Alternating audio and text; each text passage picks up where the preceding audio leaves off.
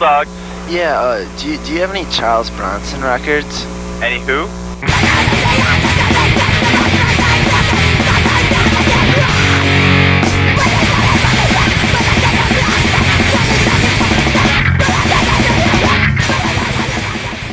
On the wire right now, we have artist and musician, Mr. Mark McCoy. Now, Mark, there's a bunch of things I want to cover, and I want to first get into your artistic endeavors. Now, what first introduced me to your artwork was your book, Wound. What's the story behind that book? The book is a series of collages that I made last year after living a period of life that I felt I couldn't tolerate any longer. So that's sort of my response to it, and coming to some conclusions about who I was and how I was living, and how I seem to play into an overall pattern that I see everywhere. But like I needed some closure? Not so much closure, because I'm not sure if, like on one hand I could stop behaving in a certain way. I'm not sure if I ever really stopped thinking in certain ways. Maybe gradually over time. I don't think I have enough living experience to fully understand it, but I think given like a time slot of when I was involved in unhealthy relationships and ideas and, living day to day, totally against what I felt was actually real and healthy.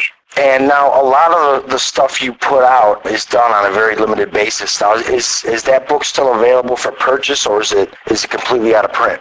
It's out of print. I go back and forth about things being available. On one hand, I look at it like, if people want to see it, they should be able to buy it. But on the other, I sort of cater to this idea that there's exclusivity in what I do, and that it's momentary, and it's something to be cherished.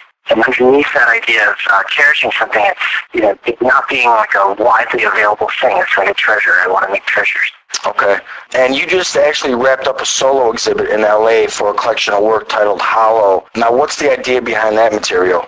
That's sort of a continuation of Wound. It's, like a process playing out. It's, a series of 9 drawings that were made within a 2-year period, over which I think I changed quite a bit as a person. And, ideas seem to have stemmed from this concept of me living again and sort of willingly avoiding all the essential red flags that I think go up that you shouldn't be doing. I mean, I'm not saying that I was like a drug addict or I was, like killing people, but I really think that day to day, I really wasn't being truthful. I wasn't really following the path that I felt like I should be on. And I knew that I was not doing that, and yet I felt I had to cling to some idea of safety. And so I think that's what those drawings are. They really are holding on to a bunch of junk, ideas that no longer function. And I think that's what comes across in the work. It's black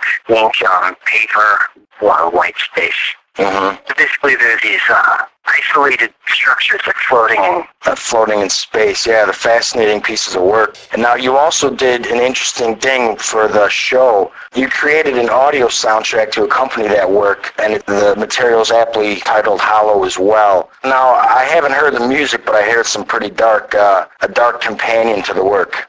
Well, it's a double record, and each side I constructed it in a way that, continually breaks down in terms of structure. And it's really, I think, in tune with the drawings, because you have these structures that are intended to convey an idea or a purpose.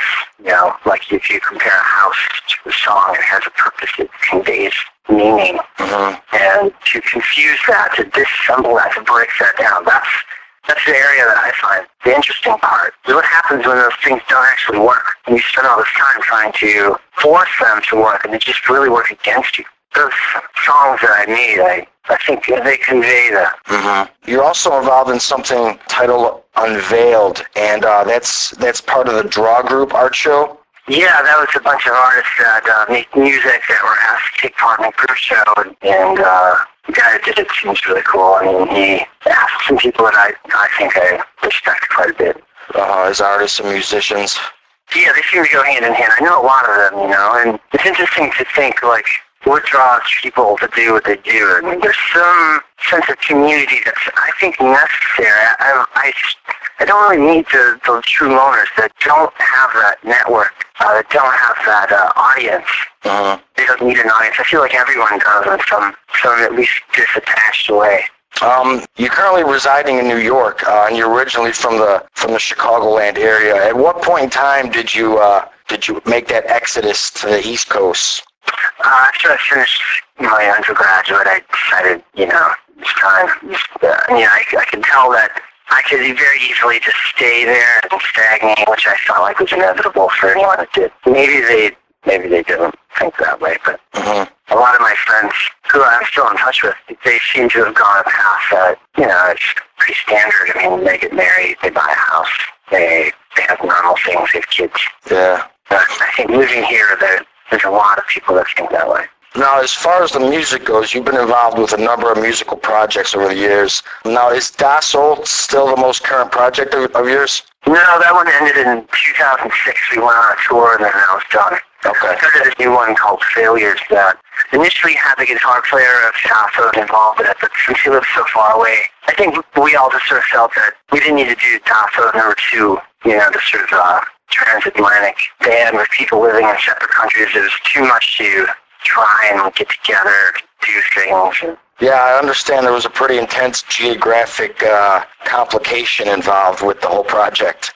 There was constant planning and trying our best to make something happen. Most of the time it didn't work out. Other times it did. I think looking back, we did a lot. We did more than any other band that I've been in. I think it was just that urgency to actually make it happen that rendered all of those results. I mean, we made a bunch of records, went on many tours. That was pretty cool to be able to do that with that group of guys, because they were like the best guys. And before that, you were involved with a band called Holy Molar with Justin Pearson of the Locusts. How did you hook up with Justin on that project? Justin and I knew each other from like 95, I think. When I finished grad school, I decided to take a trip around the country with my friend Nate Wilson. And when we got to San Diego, we just thought it was the most like out of control, crazy place. It didn't seem like anyone worked. Anyone had anything to do really except just hang out and play music. So it seemed like a nice reverse from, like super regimented schooling that I'd been in and living in this crazy urban environment to sort of moving to this, West Coast, sunny, basically a town that you could get by doing nothing and it's perfectly acceptable. The whole town was just a bunch of people that hung out and drank beer and ate burritos. I mean, I got tired of it almost immediately. As soon as I moved there, I felt like, oh fuck, I really shouldn't have done that. Now that actually brings us to Charles Bronson. Now, what can be said about Charles Bronson? That was, our first major band. We started when I was 19. Other guys were my age or younger. One of them, I think 2 of them were 16 at the time, so we were borrowing parents' cars and practicing in parents' basements, and we had no idea how to really play or anything. We just decided we got to do this thing. We got to do it now, and it's got to be called this, and we're gonna play all the time.